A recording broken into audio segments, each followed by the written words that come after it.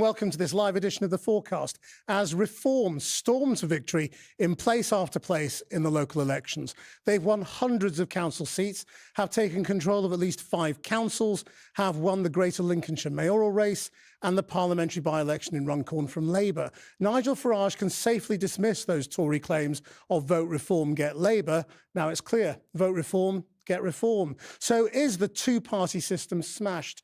It's not the first time we've wondered about a fundamental realignment of British politics, but this time it's looking more and more like it. While reform did take votes from people who voted Labour last year, it's the Conservatives who have been destroyed in seat after seat. And while Labour now faces fundamental questions on things like net zero and immigration, it is the Tories who are staring at an existential crisis. Or is it just the local elections on a tiny turnout that doesn't really mean very much? I'm joined by Gawain Towler, who was previously Nigel Farage's communications director at Reform, UKIP and the Brexit Party, Salma Shah, who was a Conservative special advisor from 2014 to 2019, and Luke Tryll, director of the polling company More in Common. Luke, let's begin with just how disastrous this is for the Conservative Party. It's really pretty disastrous. We knew that this was going to be a difficult set of elections because we were coming off that 2021 high watermark when these seats were last fought. Boris Johnson in the midst of the vaccine bounce. But fast forward to today, and I think it is fair to say the results have been worse than we expected for the Conservatives. They have lost swathes of seats to Reform, mayoralties in Tory heartlands like Lincolnshire to Reform. And in other areas like Devon, you're seeing this pincer movement where they're losing seats to Reform on the right on the one hand and seats to the Liberal Democrats on the centre and left on the other hand, and just being totally squeezed out. And we've just had, just before coming on air here, the first cut of the projected national share. You know, what the shares of the vote would look like if everywhere in the country was voting, because of course not everywhere was. And the Conservatives on 15%, that is their worst result in history. 15%. 15%. It is 10 points lower. It is absolutely jaw-dropping. It is, there is no two ways about it. This is, I think, an existential result for the Conservative Party, and there's going to have to be some deep thinking about how they win back support both on the right and the left. Just one thought. They did worse in the European elections in 2019. They did do worse in the European elections, but as we know, those European elections had a history of people voting for UKIP. I mean, UKIP regularly did very well in those elections. In local elections, we haven't seen that same pattern before. And people often use those local European elections to send a signal about Europe. And in 2019, it was, get us out. You know, we voted to be out, get us out. These are local elections, domestic issues. The one thing I would say is that we spend a lot of time going around the country in the run-up to these local elections, and the big driving force was disillusionment. It was people saying, we are not happy with the status quo, we're not happy with the Conservatives, we're not happy with Labour, we're not sure about Reform UK. And very impatient with Labour, given they've only been in power for 9 months. We will come to Labour later on, but I think we must focus on the Conservative Party, because that's where the real flux seems to be. I mean, Salma, how existential does it feel to you, both for Kemi Badenoch and the party? It's absolutely existential, but this is not something that's new. I mean, you will have spoken to a lot of people sort of outside of the news cycle who've always felt this threat. It's one of the reasons David Cameron decided to have, you know, the Brexit referendum, because there was an understanding that there was a split on the right, and that wasn't being healed particularly easily. And we had the years of the Brexit negotiation. So this is really the electoral result of everything that we've seen as a precursor politically on the right. I think that for Kemi, not being able to prove that to this point, that she is a leader that can unite or indeed can attack the government on core issues in a conservative way, with a conservative brand, with a right-wing brand that people can get around, I think is the difficulty for her. And she is in a maximum position of danger where her leadership could be curtailed as a result of this. At the moment, everybody seems to be pretty supportive of her, saying that she's going to stay as leader. But if she doesn't sort of pivot into a stronger position, and I probably give her about 6 months to be able to show herself as a leader credibly. I'm amazed you give her that long. I mean, today's been strange in that she basically stayed away from the cameras. Then she just made this very brief appearance in which she didn't really say very much. But this has been the problem. There is a question at this point in opposition whether you have policies and whether you lay out detailed plans. That's not the right thing to do. But there has to be something around the ethos of the party, what you actually stand for and who you actually stand for. And to Luke's point about the high watermark in 2021, that was a coalition that none of us expected. And so there was always going to be a reduction there. But what seems to have happened is that all political parties seem to be borrowing each other's clothes now. There isn't really an intellectual definition about what is left or what is right, because Starmer is trying to move over to the right, and for years, actually, the Conservative Party tried to occupy the centre and the left ground. So what does right actually mean? That's the existential question that we need to ask ourselves. I mean, do you think this is the beginning of the end of the Conservative Party? Well, I think we're a long way from that at the moment, because we're still the major party in parliamentary numbers. And the reason why I'm cautious about saying it is that whilst there is an amazing Reform victory, and we can't take away from that, it has been a pretty incredible evening for Reform, and they're going to build on that success. But they're actually now going to have to prove themselves in governing, and that comes with all different kinds of pressures, it comes with all different kinds of potential mistakes. And you are still looking at Nigel Farage as the person who's leading this party, who's going to have to take account for mistakes and errors and everything else that might happen in the councils that he runs, the mayoral candidates that he has, mayors now that he has in the party. Gawain, Nigel Farage is making all sorts of very, very grandiose claims. Such as, it's the end of two-party politics. We are now the opposition. Two-party politics, clearly. It's hardly grandiose. Look at the numbers. And it's not just us. Look at the fragmentation. And we'll talk about fragmentation, I'm sure. It's a word that's too long for me at this time of night. But the fact is that the people of this country are clearly not happy with the two parties. It's been a bad night for the Tories, oh yes. But Labour would have expected, having won a massive victory last year, to have cleaned up in this post-21, this round, and they just haven't. I don't think they would in this particular set of only elections. Because they've dropped off a cliff pollingly. These were Conservative seats. Fine, you say that. But Runcorn wasn't a Conservative seat.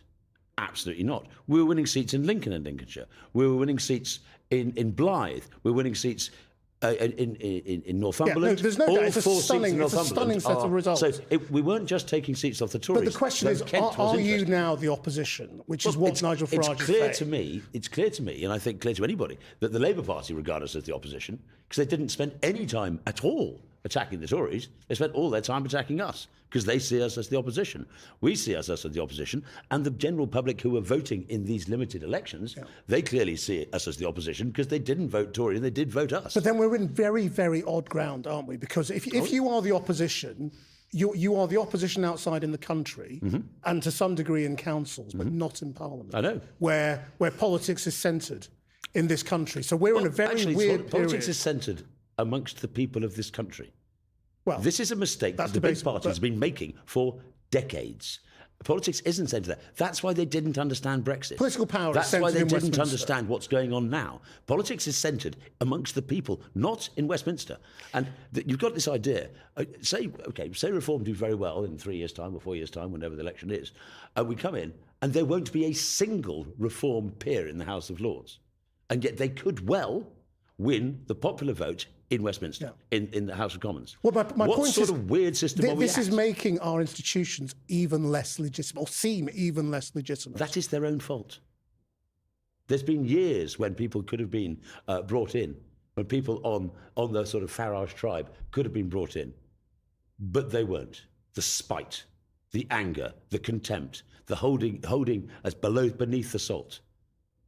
And if Theresa May had wanted to kill Farage, give him a peerage in 2016. But they wouldn't, even though he deserved one. And now, he's got them. And quite right too. They deserve it. Can I just pick up this idea of opposition or not opposition? Because actually there's a real difference. There's an opposition to what is seen as mainstream, unchanging politics. And I would absolutely concede that Reform holds that space, having not been not tainted by decision making and not tainted by policy decisions. And I think it's perfectly legitimate to say that there is a popular upsurge with people who want to vote, not as a protest. I wouldn't dismiss it just as a protest vote, or just sending a message to the two main parties. They're saying, actually, the way that your politics function, the way our politics functions, doesn't work because we are still feeling the pinch. And so much of the austerity that you're seeing now in this government feels like a repetition of what happened in the coalition years. We haven't recovered since the financial crash. And, you know, the reality of what we're seeing when you take away winter fuel payments and things like that is the real struggle and suffering of people. So this is a reaction to the fact that things aren't working for people. We have to, as a baseline, all accept that. Where I worry about the language of opposition is that actually you now have reform-controlled councils. You now have executive authority in mayoralties that comes with budgets and policy responsibilities. So in some instances, whilst you may have popular opposition of sentiment, actually you are no longer the opposition in some places. No. You are actually in charge and running things. You're the power. And we are so looking forward to it. We didn't get into politics. I was talking to a senior Lib Dem the other day, and they basically said, oh, well, you know, what are you thinking about in 29? Well, we think we've hit our high water mark. It doesn't really, and we don't mind if we lose a few seats because we don't expect to keep it there. We'd like to win some councils in this election last night, but we don't really want to be in government. We just want to be there. Now, the reason why people have joined Reform, the reason that people have been so hardworking, so active, so enthusiastic, is they want to change the world. And so, yes, you're right. 8 councils, I think, that we're in charge of, we really want to get on. So in those areas, do you think people, you know, should people be braced for a sort of an Elon Musk type slashing of spending in some areas? Every budget line is definitely, you know, because on the all Nigel Farage has talked about really so far is sort of diversity, and there's not. The truth is, there's not a lot of money in all 80%, that. as we know, 80% of the budget is in care. Is statutory requirements. Yeah, and frankly, our national policies, when it comes to the social care budget and things like this, we believe that should be part of the NHS and actually taken off the councils. But right now, you're in charge of county councils, being made to do that. And their biggest spending is in adult social care, children's social care, but their statutory requirements, and which means the only discretionary budget is 20%. Yeah. So the things that people want councils to do, that's what has to be cut, and that's awful. Like what? But what what should people be braced for? There's a whole change. I think in these new reform councils. One of the things I think the idea of working from home. We've had these extraordinary situations recently where we discover that somebody's got 3 jobs with 3 different councils. There has been abuse of systems. Cut that. But first thing, it's tiny though, isn't it? Well, it is and it isn't. I mean, the lack of productivity created by these ways of doing. So not only are you cutting costs, but you're increasing productivity. And that is a good thing in itself. We don't assume that we're going to change the world instantly with these councils. Of course we're not. But we're going to turn around. And the other thing is delivery. Yes. We believe that we know about the blob in Whitehall, but there is a local government blob in every single county hall in the country. There is. But if we have the mandate from people, and we're talking about this protest vote and not protest vote, I believe very strongly that it may be a little bit protest vote, absolutely, but nobody votes reform as a protest without knowing that it's against what net you stand zero. for. It's against things because it's very clear what we do believe in. Go on, Luke. What are you going to say? But the test now is going to be delivering. Because one of the things which we know about this electorate is that traditional loyalties have gone. What has not happened is that group of voters have suddenly become lifelong reform voters like they would have in the past. You know, the electorate is volatile. It's much more transactional than in the past. And what we do know is that in places where, you know, for instance, the Greens gained councils and then in some cases didn't seem to run them very well, there was a backlash against that. So now reform is going to have to ride 2 horses now. It's going to have to carry on that insurgency, sort of capitalising on disillusionment, but also show that when they're given the levers of power, they can deliver on that and deliver on that change that people we know desperately want, have wanted since Brexit. 2016 was a change vote, 2017, 2019, 2024, and now 2025. And if reform don't deliver it, they'll move on again. Right, well, let's talk about what it means then for these 2 parties on the right. You know, there are Conservatives from Jacob Rees-Mogg onwards talking about the need to unite the right. What does that actually mean? Does that mean deals at the next election? Does it mean merger, or what? Well, that is the million-dollar question plus inflation, because nobody knows. And I think that this is going to be an interesting litmus test, because where reform doesn't have overall control, maybe we are going to see the sort of beginnings of pacts or deals done in order to find that consensus, even on councils, to take things forward, whether it's voting through budgets or whatever they are going to have to do in the future. But at national level? I think it's too early to say at a national level, because the momentum is with reform. That's undeniable at this point in time. I think mea culpa from the Conservatives in a much more significant way than has happened under this leadership, I think is important, not just for sort of parking what happened before last year's general election, but for Kemi Badenoch to sort of own some of the wider problems and really address that sort of intellectual uncertainty that exists. Again, I go back to the point, what are we for? Who are we for? We haven't really defined that. And reform has done that incredibly well. In terms of where you go, if you are going to try and negotiate a pact, we still have the position of opposition in Parliament. I think that has to be used much more effectively. And I think we do have to understand that we're not just pushing against the right, but we do have to look at what's happening, in the southern seats with the Lib Dems as well. Right, but Luke, if they are going to unite, which way does the Conservative Party go? Does it go Robert Jenrick chasing reform off to the right, although it can never catch reform? Or does it go, well, actually, we need to scoop up the centre votes, the people who've gone off to the Lib Dems and Labour in the last election, and actually be sort of more moderate, but still somehow do a deal with reform? Yeah, look, parties win when they're big tents. The truth is, if the Conservative Party wants to get back into office, it has to win back some of the people who voted Reform last time and some of the people who voted Labour and Liberal Democrat. But I think this pact discussion is actually a little bit offensive to voters. It sort of treats them like Lego bricks that you can just stack. You can just add your Reform voters and your Conservative voters together. And that's not how it works. If you look at Conservative and Reform voters, there are some issues where they're very similarly aligned. So migration in particular, debates around gender, crime and criminal justice. If you look at other questions, Reform voters are far more likely to want reform of the House of Lords, nationalisation of utilities, redistribution of wealth. On economics, Reform voters lean more statist than the Conservatives. So you can't just add them together. And I think one thing that senior Conservatives who keep talking about pacts need to realise, and we picked this up in focus groups, was it's starting to make the Conservatives look weak. Because we were hearing in focus groups, they're desperate to get in bed with Nigel Farage. They must be, they mustn't be doing very well. And for Reform, Reform is trying to ride this change mantle. I do not understand why Reform would want to get into bed with the party that's been kicked Gawain, out that's the question. after 14 Why would Reform want to do a deal with the Conservatives? They wouldn't. I mean, what has been fascinating is I've only seen Tories talk about it. I've not seen a single Reform person talk about it. Now, people of goodwill will talk. The reason why Farage has spoken to people like Dominic Cummings and Liz Truss and others is because they have had experience of dealing with the machine. And he needs to learn about that experience. He's not talking about bringing them on board. And people of goodwill. It's about how not to run the country. Basically, how not to do it. But the point is he understands. He is humble enough to know he doesn't know everything. And therefore needs to learn from people who have had some experience. So the Reform agenda is absolutely still to just smash and replace the Conservative Party? I wouldn't use the word smash. I just think that there is changes afoot.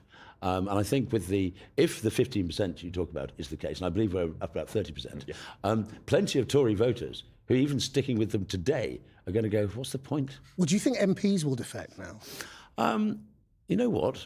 Looking at the MPs, I don't think we'd want many. No, seriously. I've always said there's a pyramid. Take about 2% of their peers, about 5% of their MPs, about 20% of their councillors, about 80% of their membership. I'd be very happy with that. But why would we? What do you think about defection? Can I just go back to this point, though, about the language of pact? And I totally recognise what you're saying, Luke, is that voters don't want to feel like they're just fodder, in a power game. And that is absolutely correct to say. I think the point of it is that if you are looking to create a right of centre government, how do you do it based on the numbers currently when there's the split? And I think one has to understand that if you're looking for the outcome of the change that you are advocating, that every political party advocates, but none seems to be forthcoming, then how do you do that if you can't form a government? But So let's just think about that in those numerical terms. 2019, a fourth consecutive loss for the Labour Party.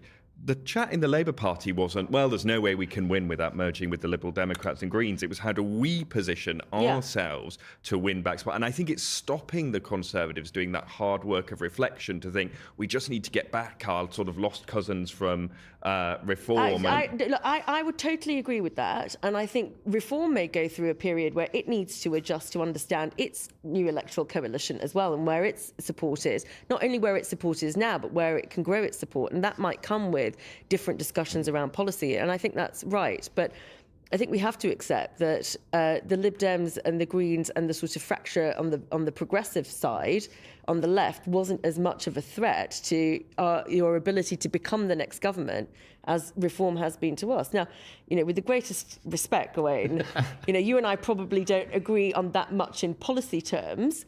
But I think we would probably agree on the fact that something needs to be much more fundamental and radical. What do you think you disagree on, just out of interest? I think we probably disagree on the nature and language around some of the immigration policies that you have.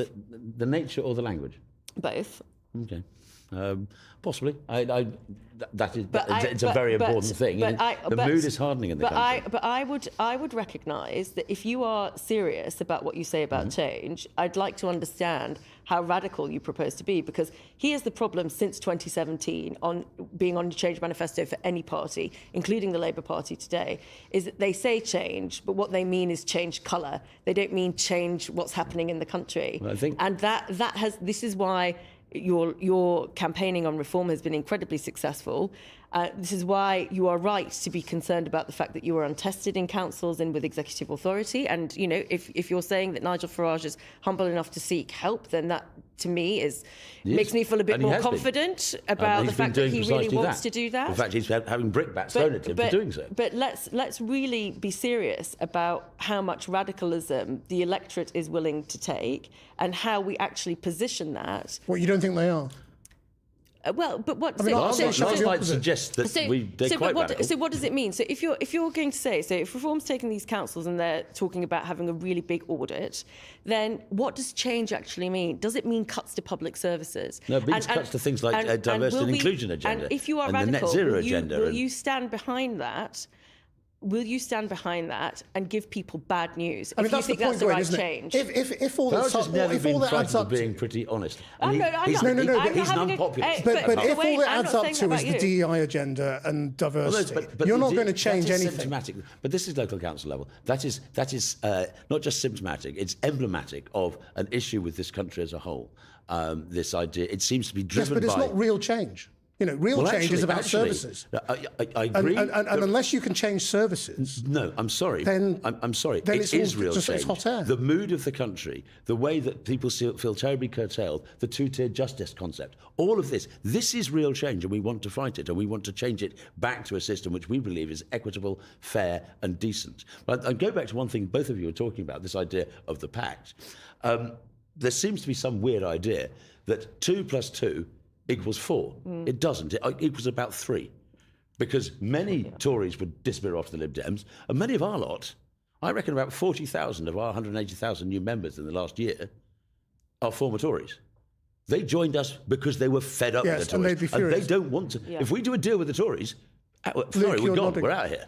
Yeah, no, I think it's absolutely that, because it is slightly ridiculous to assume that there wouldn't be a group of Conservatives who would say, well, we're not happy with joining in with this, we're going to peel off, or form a sort of continuity Conservative party, which would keep the split on the right. Similarly, in Reform, and it's fair to say Reform have already had some ructions in Parliament as well, and it would exacerbate that. So I just don't think it's as simple as it's been made out to be. Now, I think what might happen, one potential scenario, is that you end up in something like happened with Labour and the Liberal Democrats in this election, where voters are smarter than often they're given credit for, and the voters work out, look, Reform are best placed to beat Labour here. Actually, Reform aren't on the pitch here. The Tories could win here, and they do the self-sorting and tactical voting. So that seems to be more likely. But as things stand, if this momentum carries on, into future elections. Are reform now at the tipping point where they don't need proportional representation? On first past the post, they could win an election.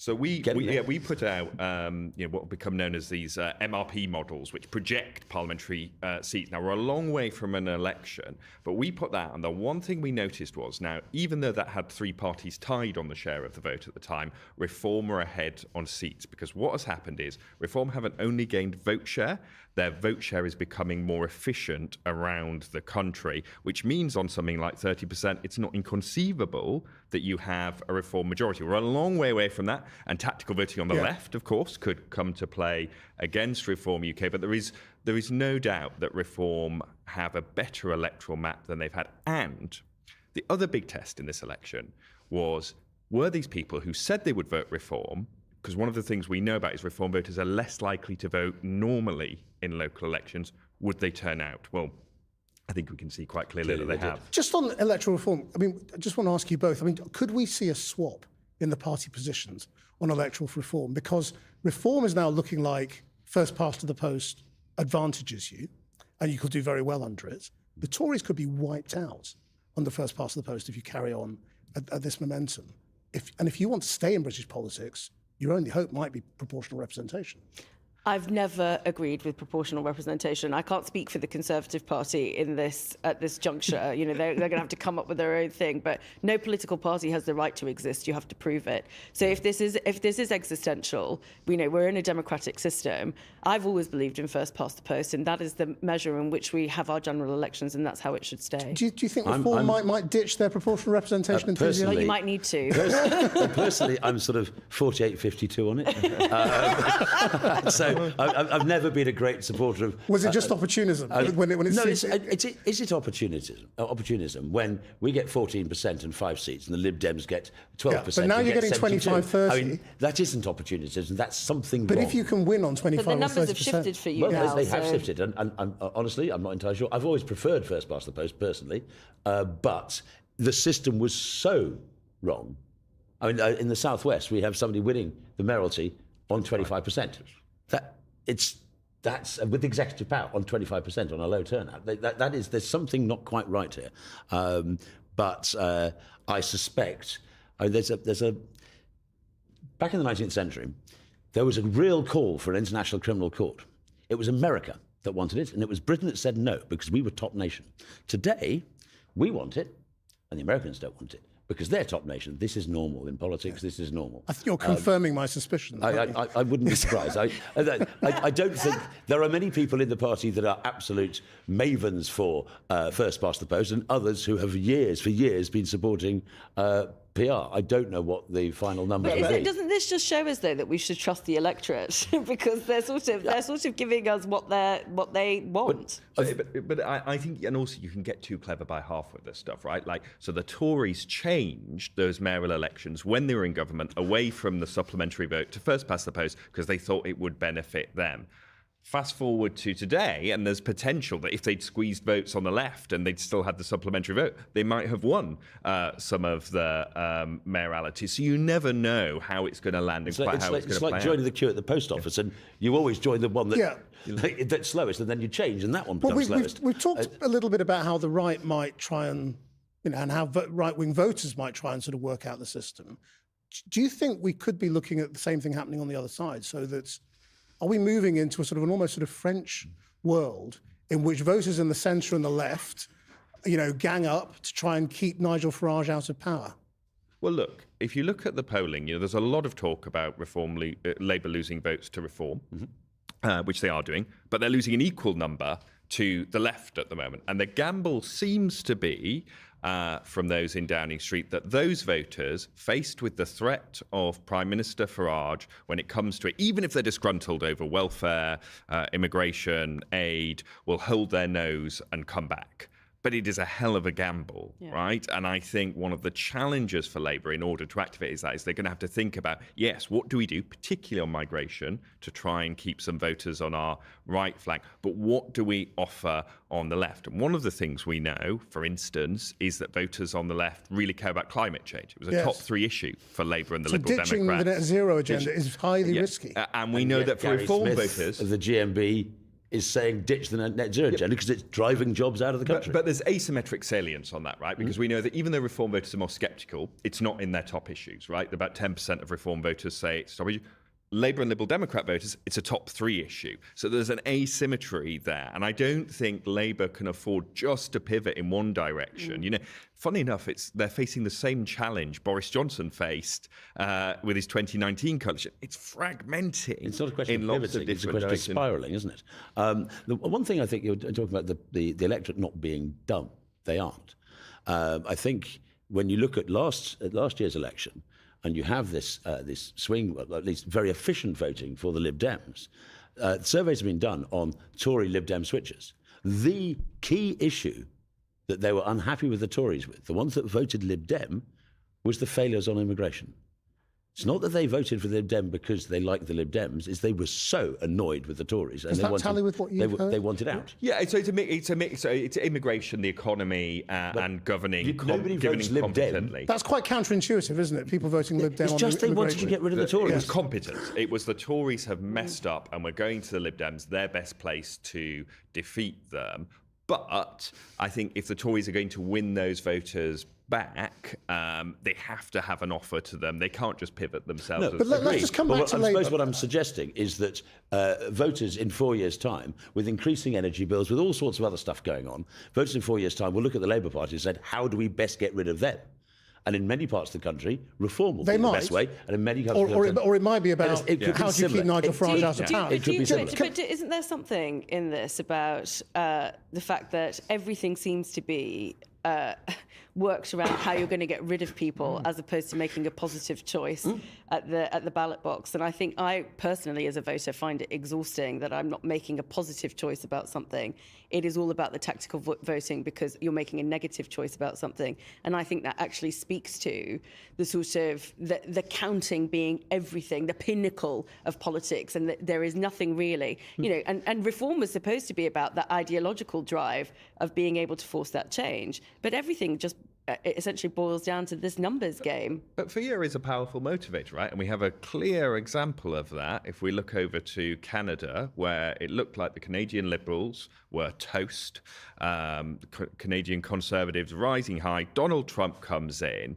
And then what happens is, and I think this has been a little bit missed, is the Conservative vote share still rises. The Conservatives do very well in a similar way to Reform have done. What happens is the left consolidates around Mark Carney and the Liberals. Destroyed the third party in Canada in order to keep the Liberals in. And I think the big open question is the extent to which that happens. Because in British politics, I mean, as Salma was saying, it's not enough just to be liked. You've got to avoid being hated as well, because the electorate are very good. But this comes to the impact of Trump on reform as well. You know, whether Trump has been good for doesn't reform. have had any impact. I think it certainly did in Canada. I think it's having some in Australia. Yes. With Pete So is Dutton. Britain sort of But bucking it doesn't- the we seem to be voting about British issues, which is I'm quite pleased about, actually. But we are for now. But if you look, it is, you know, and we will speak to people in focus groups who are otherwise fans of Nigel Farage, who say, I don't like the fact that he cozies up to Trump. I was disgusted by that Oval Office meeting. I think it's definitely going to be a balancing act for Farage, regardless, especially yes, with it the is, bigger but electorate in a general election. One of the things about Farage that I think is interesting and different, too many people in British politics, and actually global politics, but we're talking about British politics, too many people in British politics want to be liked.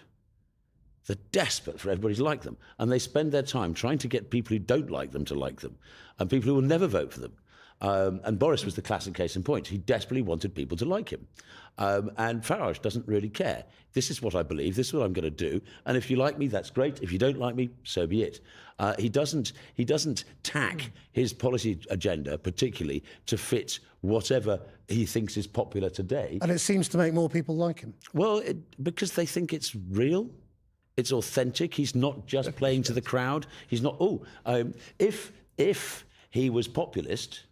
If Farage was populist, I think he's an unpopulist politician. If he was a populist, he knows that the Trump thing, he knows that the suggestion being made about Putin is very, very damaging. But is he deliberately playing down the Trump relationship and not talking about it because he knows it's toxic. He's not denying it. But for example, during the general election, there was these comments about and the allegations he loves. I mean, the Labour Party put trucks around Runcorn saying Farage loves Putin. It's ridiculous. Well, nobody in Runcorn would care if it was true, and it's not true. However, they thought he admires him. No, he doesn't. He just basically said he was a man who liked his country, and most British politicians at that time didn't. He called him brilliant. No, he didn't. He admired him because he liked his country. He said at the same time that he was a diabolic and awful man, and he was dreadful. But he liked. But that's shifted. by the by. That is a change since the last election. What I'm trying to say is that he was asked these things. He knows full well that the popular thing would be to just sit there and say what I said 15 years ago, that poking the bear with a stick is a dangerous move and might cause trouble. He wasn't going to deny, he wasn't going to say, this is popular, I'm just going to say what's nice. He stuck with what he believes. The thing that has changed since the general election is that Nigel Farage, the one, buffer Nigel Farage ran up to was in that Nick Robinson interview on the BBC where he focused on Ukraine and Putin. And it made a lot of people, it reminded a lot of people that Nigel Farage has been quite nice about Putin, thinks that the West provoked... No, but his whole view on Ukraine was that the West provoked Russia. Now, last year, that was a very, very unpopular view. It was. This year, it's what Trump thinks. And that's the difference. It was, but the point is, he knew it was, but he wasn't going to lie as what he thought, what he'd said 15 years ago. He wasn't going to lie, just to fit a populist view. And the fact is, what was interesting, the next day, massive headlines, dreadful, dreadful, dreadful. The weekend papers, the long think pieces, well, you know what, he's got a point. You got the bad policy headlines or publicity headlines, but a lot of the think pieces say, well, actually, the behaviour of NATO, the behaviour of the European Union, back then, when we ignored the invasion of Crimea, when we ignored things of this sort and the coup that took place, the Orange Revolution, we did. Do you think this is where the Tories will press, Salma? Because it is a big area of blue water between the Conservatives and Nigel Farage? Well, I mean, certainly there's been a lot of former Conservative Prime Ministers who have been very exercised about this issue. And I think that there might be a divergence there. But I'm not sure that if we are talking about the British electorate, that is kind of the poll position, unless we are talking about defence spending at the cost of spending on welfare or spending on NHS. And I think those are the more pertinent questions with reform in the ascendancy that they're going to have to deal with, because it's not necessarily Nigel Farage's position on Putin as a person. It is, what are the implications now that we are thinking about security, now that we're thinking about the shifts in geopolitics, now that we're looking at a multipolar world with China rising. What does that mean for us? What does that mean for our spending? And what does that mean for our diplomatic relationships? Just finally, Luke, we started off talking about whether Kemi Badenoch can survive. There's a lot of Labour people also wondering whether Keir Starmer will survive into the next election. Do you think the rise of reform demands a more charismatic Labour leader, or does steady as she goes Starmer win the day?